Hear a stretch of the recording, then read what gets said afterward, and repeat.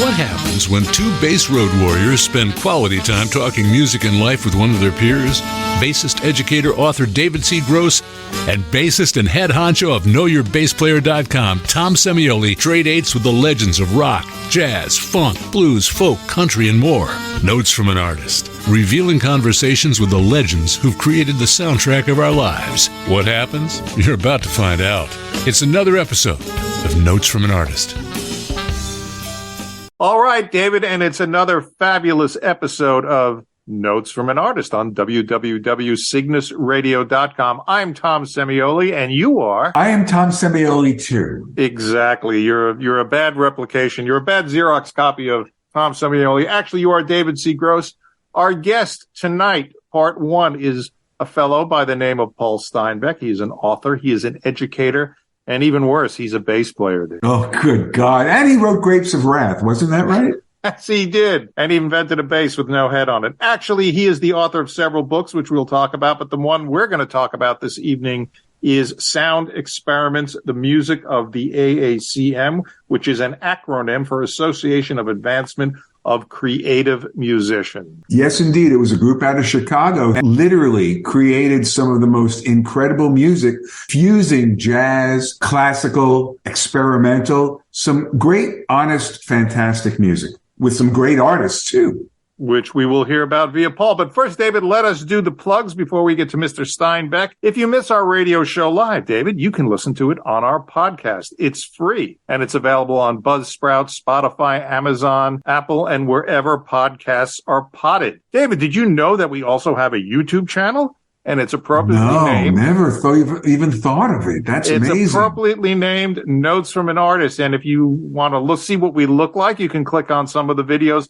And also our interviews are archived on our YouTube page. So subscribe to our podcast. Subscribe to our YouTube page. If you want to find out the day-by-day doings of David C. Gross and Tom Semioli as it relates to Notes from an Artist, why, heck, you can go on the Facebook. Mark Zuckerberg will keep an eye on you while you're on Facebook.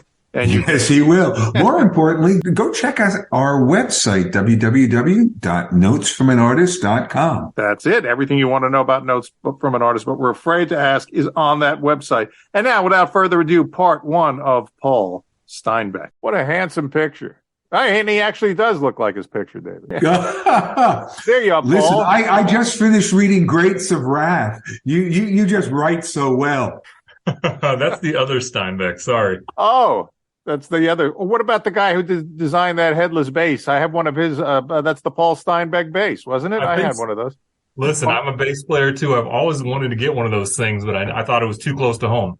Oh, I have one. I'll pull it out of the closet later. Lots of things we'll pull out of the closet. But I need a neck, especially with 6-string bass. Well, let me inform Paul Steinbeck. Now, Paul, you're a bass player. I was a working bass player. I know that's a strange term to use nowadays. But in the 1980s, when New York was still dangerous, it was still a fun city. And I used to do sessions on the west side of New York, which was very dangerous. David knows that. He used to live there. Matter of fact, I think he probably tried to mug me a few times. Just once. And I used to carry my Steinberger bass horizontally so it looked like a sawed-off shotgun. Oh. And I wore this very same black cap, and no one bothered me because they figured I was doing a hit. And that's how I got to gigs and sessions in the 80s. So that's a genius plan. It is. And I still have the instrument. And, New York is getting dangerous again. So instead of bringing that thing to shows, I'm going to start with my sawed-off shotgun Steinberg. And maybe just carry an Uzi, Tom. Just carry an Uzi. I'm wondering if there's a way we can put actually a chamber in there so I could shoot from the Steinberger bass. But Paul Steinbeck, welcome to the show. You are a bass player, so you are in good company. Yes. Although David and I are of the electric bass persuasion. You're an upright guy, yes? I used to be primarily upright. Now I'm primarily electric, but I do both, and I love both. And I like other low register instruments too, but I'm really a bass player. What is a nice, smart, intelligent guy like you doing playing bass? How did that start? Well, a friend of mine wanted to have a band back in high school, and he made me take my hard-earned money and go buy a bass, and here we are. Okay. Well, you've been a bass player. Thump was one of your ensembles, Low End Theory. Right. Yes. Yes. Low Tell end us theory is still very much going on. Okay, David. Oh, that's great. All right. A working bass player. My goodness. Yeah. Three of us. Now, you're a professor of music at Washington University in St. Louis, which is a great, great music city. Yeah, we have good students here, good faculty colleagues. It's a nice situation, and they let me write about whatever I want to write about, including some of these books that we're going to be talking about today. Yes, and you did. You wrote a book called Exercises for Creative Musicians, David, with Fred Anderson, right? And that is a method book for improvisers. David, we need to read that book, I think. Well, my problem with that book is creative musicians. You're sort of presupposing something that may not really be there. Well, this is the term that comes from the AACM. The idea that the AACM had in Chicago back in the 60s that everyone was creative. It was just a matter of pulling that out of you and putting you in the right situation where you could sort of express a deeper aspect of yourself. So Exercises for the Creative Musician is a collaboration with the now deceased saxophonist Fred Anderson. It was the exercise that he made for himself just when he was practicing at home, working a day job, but also trying to advance as a saxophonist. And so these exercises that he wrote became kind of legendary, especially on the south side of Chicago. Hey, you can go practice with Fred, and he has these secret exercises that nobody knows about.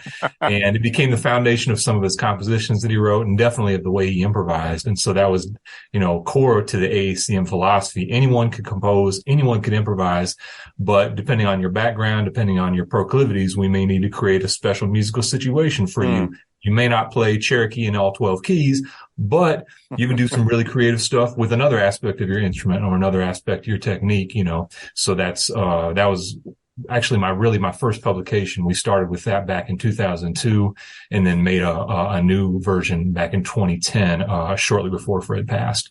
So that's a method book. My other books are a little more sort of traditional histories and musical analyses.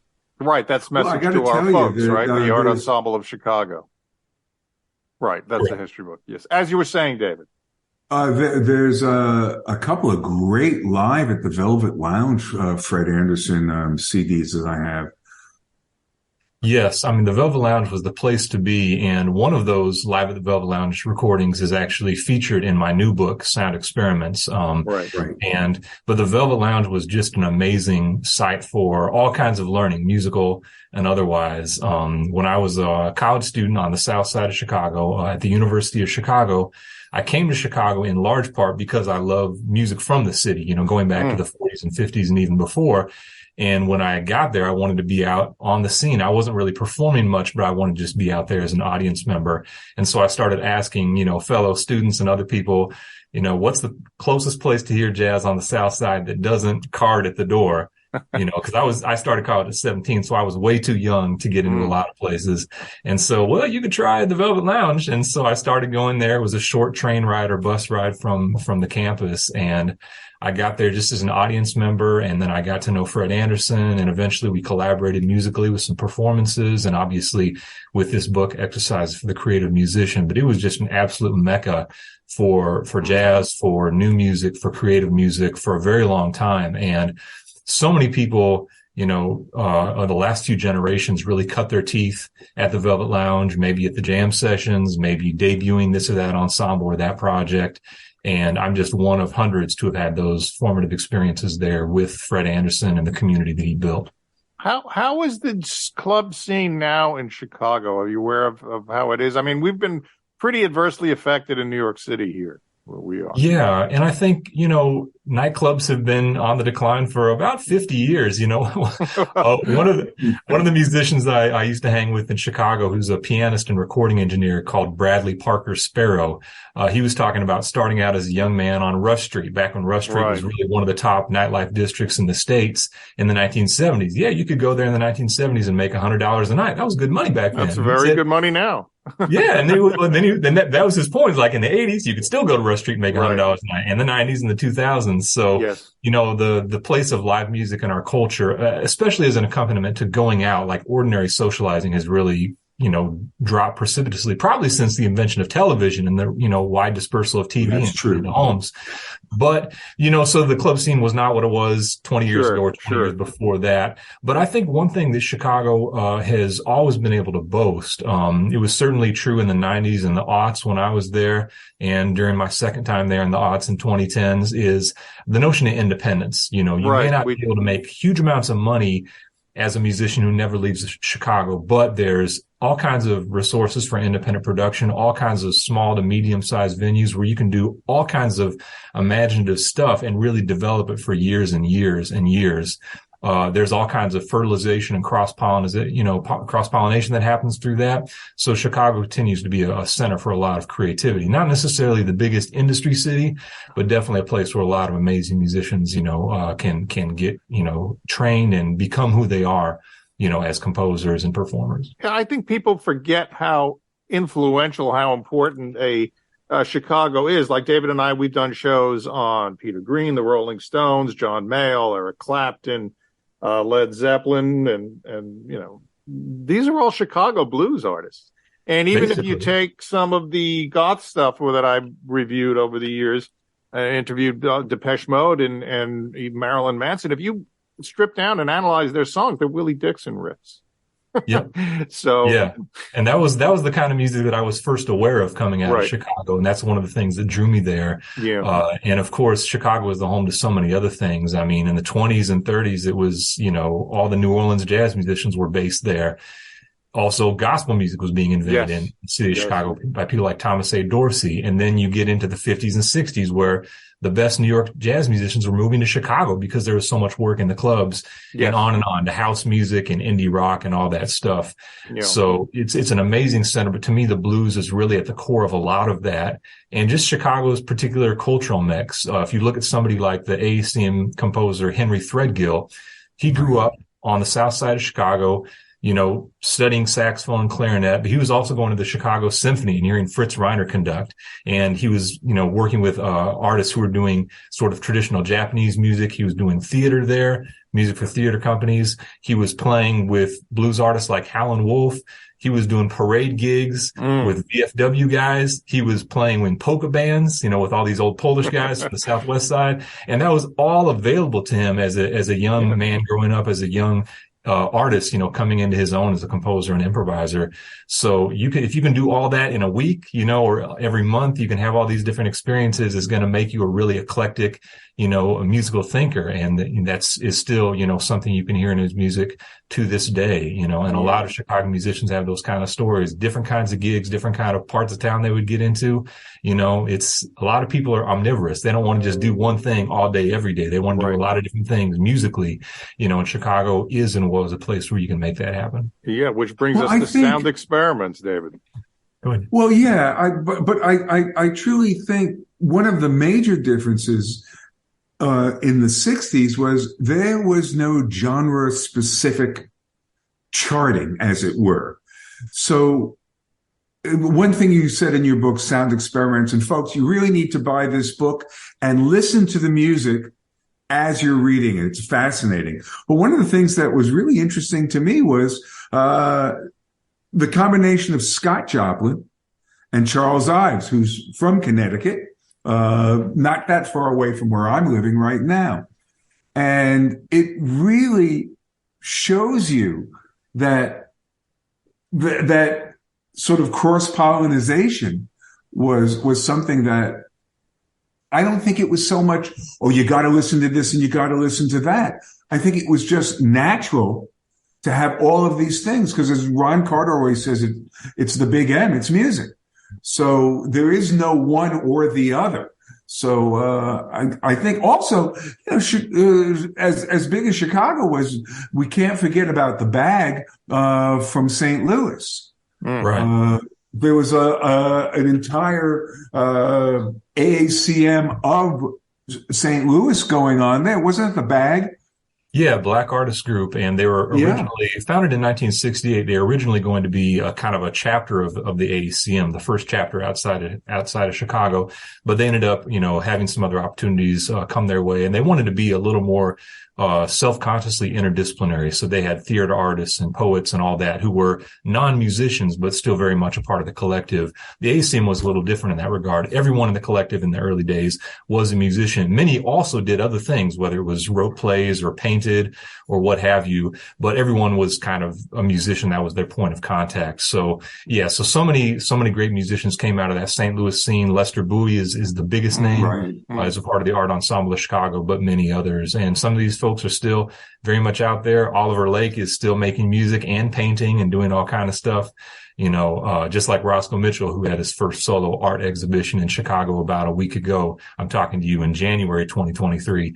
So we have people who are just creative across all dimensions. And this was something that was very much part of the AACM ethos, the BAG ethos in the 60s, and continues to be that way. And isn't it interesting you had in New York the JCOA? Yeah.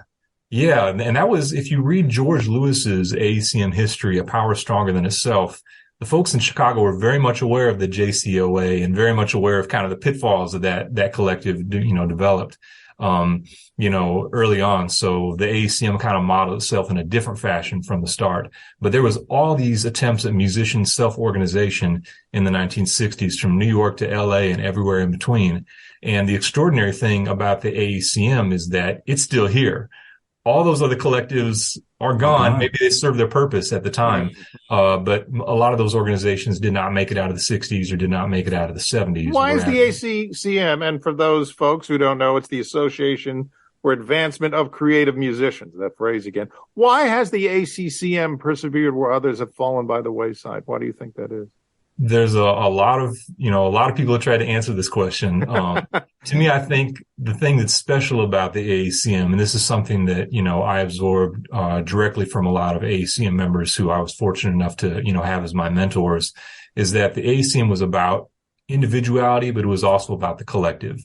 So the idea was that we're going to get together, we're going to band together to do things we wouldn't be able to do on our own. But our primary goal is to support you doing what you want to do as an individual artist. So this kind of push and pull that's always present really inspires people to be creative and to develop their, personal projects to the highest level. And at the same time, feel this sense of being tied into something that's larger than you, larger than your ensembles or your latest composition.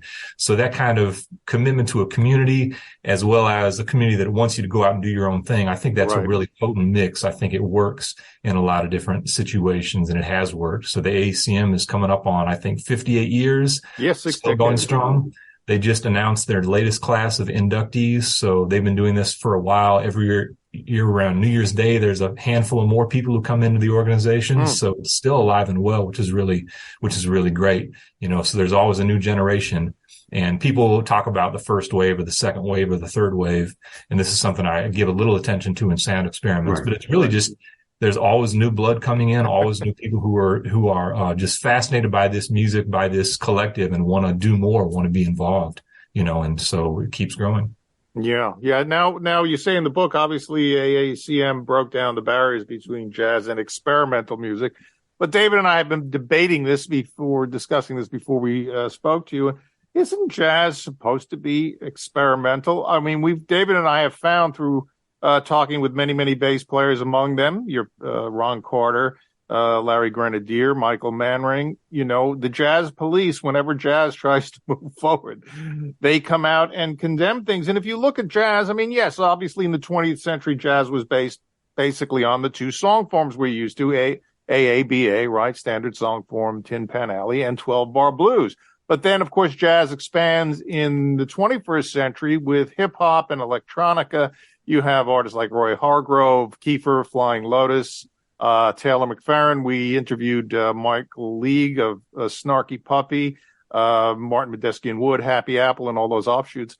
Jazz and experimental music really are synonymous. Where's the barrier? Well, I think it depends on who you are and where you are. So the Yeah. 21st century, as you said, is a really exciting time to be a jazz musician or just an observer of what's going on. And it's more Right. global than it ever was. Even though jazz was global from the beginning, it's really, really global in a striking way now. But I think from the perspective of a lot of AACM artists in the 1960s, they were African-American musicians on the Right. south side of Chicago.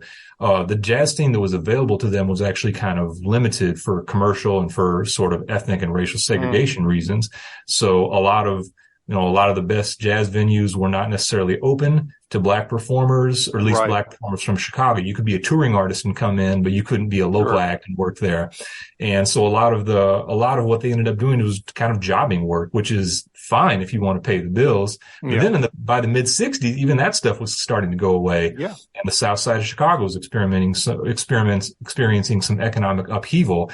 So they were in a situation where, because of their musical upbringing and because of their color, frankly, they were kind of confined to one, narrow area of jazz. But a lot of these musicians had ambitions to be composers or to do something other than playing 12-bar blues and Right. AABA. Right. And so if that was what jazz was, they didn't want to be restricted to it. And on the same time, musicians like Henry Threadgill, who I've already mentioned, and Roscoe Mitchell and Muhal Richard Yes. Abrams and Anthony Braxton and Wadada Leo Smith and so many others were really intensely interested in contemporary composition, whether it was kind of in the John Cage strain, experimental music, or whether it was in kind of the European modernism strain, which was also important to a lot of people, whether it was Scriabin or Stockhausen or any Stravinsky.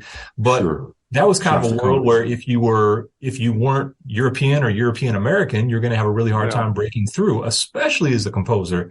And in classical music, being a composer was what it's all about. If you're not a composer, then you're just the help.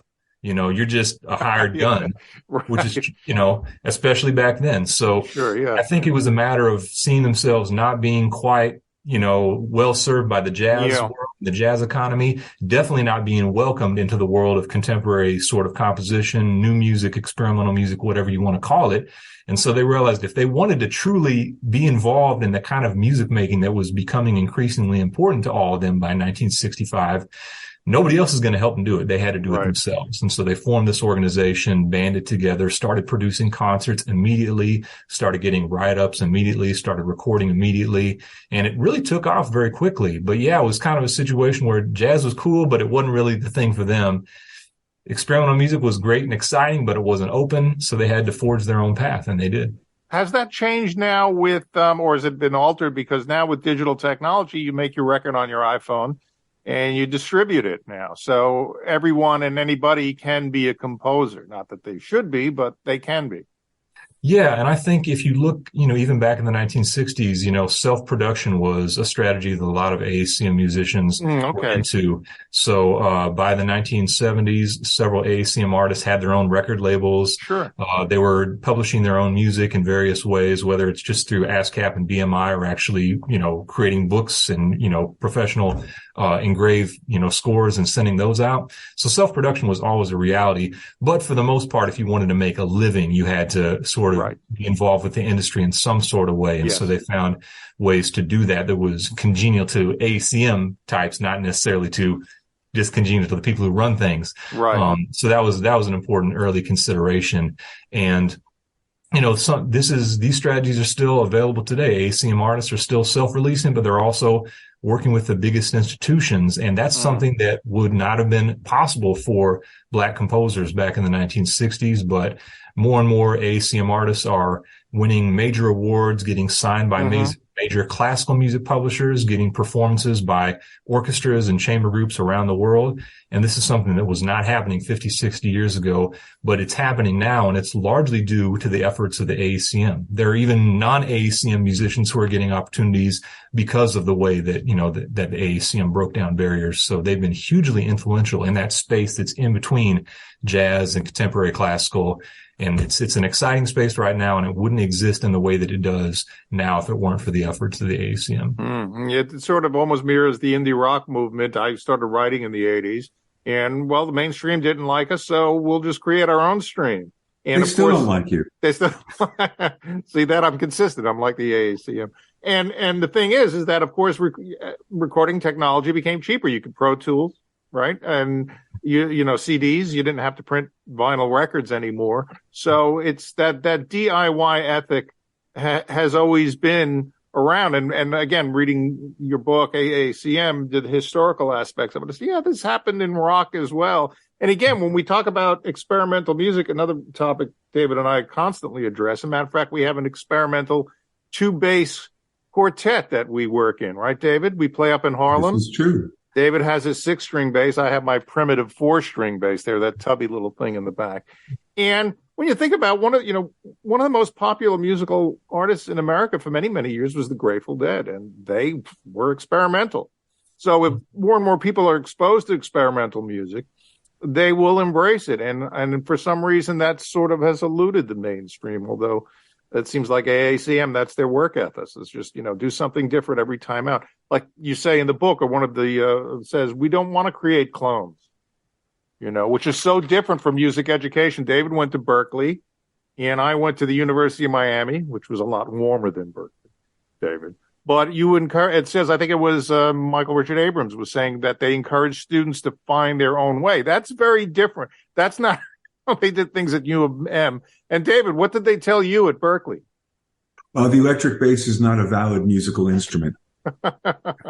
Which I thought was interesting, because there I was with a copy of Schillinger in my hands, and they're telling me what's impossible. But, with all this being said, look, what happened with Ken Burns in the jazz documentary and the Wintonization of jazz, right, which is what I call it, trying to make it a classical music, it's foolish. And to me, the most honest music, and back in the 60s, they used to think these guys couldn't play their instruments. They were just screeching and scratching. But we just finished Albert Ayler. The Albert Ayler Holy Ghost book. We're going to be talking with Richard. And at the beginning of the book, he says something that was completely purposeful, truly revolutionary to me. I never even thought about it, was how you can take Albert Ayler, and of course, a lot of those musicians go back to speaking in tongues, the church. And really, when you look at it with that kind of perspective, wow, it really changes the entire level of the listening experience. When we talk about your book, the nice thing is, for the most part, you're going with a lot of the musicians' first LPs. And I was telling Tom, when I was listening to rock bands a lot more, once they started becoming popular and redoing what they did, I stopped listening. But those first few records were the essence of who they were at the beginning. When you listen to something like Sound, or level 3 levels in degrees, that same ethos followed their music through all of their years of doing it. Yeah, and it really shows how seriously these AACM musicians took what they were doing creatively. If you can kind of stake out a direction in your 20s and then still, or in your 30s in the case of Muhal Richard Abrams, and then still productively draw from that for years to come, you might be onto something, So Roscoe Mitchell's Sound, that's the first recording discussed in my book. And the innovation there is the combination of sound and silence. They don't make sense one doesn't make sense without the other. And that's been one of the, big through lines in Roscoe's career, as a improviser. There are other first records or second records in the book, but also a few like Wadada Leo Smith, 10 Freedom Summers. This is a piece from less than 10 years ago. And Wadada joined the AACM in the 60s. So I also tried to show how people had sort of evolved throughout their careers, and maybe it culminated into something like this. But absolutely, for AACM musicians, the possibilities were endless. They took this experimental attitude from the beginning and didn't feel like they had to make their albums sound like anything else, didn't feel like they had to model their compositions on any one person or any one artist. They certainly weren't out there trying to sound like any jazz player that you had heard or what have you. So, it just, that type of attitude and that type of supportive ethic that they developed as a community, paid dividends right away. And it still continues, to allow these artists to stake new ground. It's interesting because when you mention that, David, you think, well, when rock bands have their first big hit records, well, the record company gets on their back to sell it again. So give me another version of this. Give me another version of, Dark Side of the Moon. Give me, whereas the AACM did not encourage that, and they thrived nonetheless. Now, of course, maybe not on the mass mega commercial levels of some of the rock bands, but still, we're talking about the AACM 60 years later. So, Yeah. And a lot of AACM artists did have periods on major labels. The Art Ensemble of Chicago was on Atlantic, and later Braxton was on Arista. Braxton was on Arista, and I don't think we've seen any AACM artists be on a major label for 30 years in a row. There's sometimes you go in and go out. You move here. Threadgill was on Columbia. So there've been these points. And RCA, one of his best records was on RCA Novus. Yeah. Yeah. And so there have been these periods where what AACM artists were doing was so compelling that, the sort of biggest of the big in the music industry, couldn't help but pay attention. Exactly. Obviously, you're not going to sell 5 million records, but Braxton did sell pretty well on Arista. The Art Ensemble sold pretty well on ECM, So as you were saying earlier, I think, Tom, if people get exposed to experimental music, people get exposed to something creative, they often like it. It's just not always publicized and put out there, in a way that would allow musicians to sort of sustain that, platinum level success. But many AACM artists have done very, very well, and have toured the world and, had all kinds of opportunities, all kinds of situations that a lot of other musicians would kill for. And then they didn't have to sacrifice, their integrity or personality to do it, which is actually kind of nice because a lot of us have had to take some gigs that we probably weren't excited about, and you can learn from that. But, AACM artists, maybe a few of them had a few lean years here and there, but a lot of them have been able to work at the highest level and be in some of these, big institutional spaces, and another angle that is academia. AACM artists have held, professorships at very prestigious schools, again, getting to teach what they want to teach and, give students whatever they think students should have, so that's been another area where they've really, really succeeded beyond expectations. Yeah. So I remember it was Downbeat Magazine did a record review of For Alto. And that was really my first, taste of anything AACM. And this is a 2-record set of alto saxophone solos, Tom. And it was really, really wild. And then, research was a hell of a lot harder back then, trying to find other Delmark records in a store where now you just have to go online and you can Google all that stuff up. But it was fascinating. All of the music was really on a blues label. Right? Yeah, it was. And, it was one of those happy accidents. Delmark also owned the Jazz Record Mart, and they had an employee there by the name of Chuck Nessa who had moved from Iowa to live in Chicago. And he really fell in love with this, music from the AACM as soon as he got to Chicago, and he spoke to Bob Kester of Delmark about, hey, why don't we put out some records of these guys? They could be the next Chicago school of jazz in the same way that like Bix Beiderbecke and the Austin High Gang had been 30, 40 years sooner. And Bob Kester said, okay, go for it. And so they put out all these records in the 60s, and they may have been hard to find on the East Coast, but these records were going to Japan, they were going to Europe. And so you see, and that's how the AACM was able to go international. There are people in France and people in Japan listening to these very early Delmarks. They may have not even known that Delmark was a blues label. They just, here's some exciting so-called jazz that from artists we never heard of. And they started inviting these musicians to come to Europe, come to East Asia. And, that was another way that AACM was able to get a boost and really, plant their flag on territory that folks used to have to go to New York and, scuffle for a long time to get those tour invitations, but they just, okay, let's get on a boat. Let's go to France, And then, of course, Chuck Nessa started his own label, Nessa. Right. Yeah. That kind of DIY approach, Chuck was all in. So he's has so many amazing recordings. I think there are 2 albums in the book that are on the Nessa label, Roscoe Mitchell's Nonea a record by the Trio Air with Henry Threadgill, Fred Hopkins, and Steve McCaw. And Nessa is still active, both Chuck Nessa, the person, and Nessa Records, the label, they're still putting out some great music.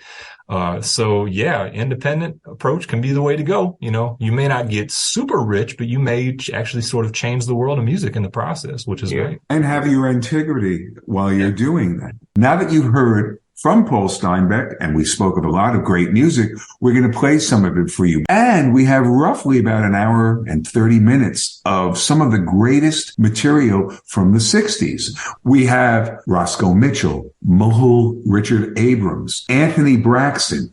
These are some of the most important figures in modern jazz from the late 20th century all the way to today. So here we go. Tom, tell them what they have won. They've won the right to listen to Notes from an Artist on our podcast, which is available on Buzzsprout, Amazon, Spotify, Apple, and whatever podcasts are potted. They can watch us on our YouTube page, aptly named Notes from an Artist on YouTube. And, of course, follow us on Facebook, Notes from an Artist. And as David loves to mention, we do have our very own website, www.notesfromanartist.com. All right, let's get to the musical portion of our program. And don't forget, tune in next week for part 2. More great music, more great talk with Tom Semioli, David C. Gross, and our guest, Paul Steinbeck.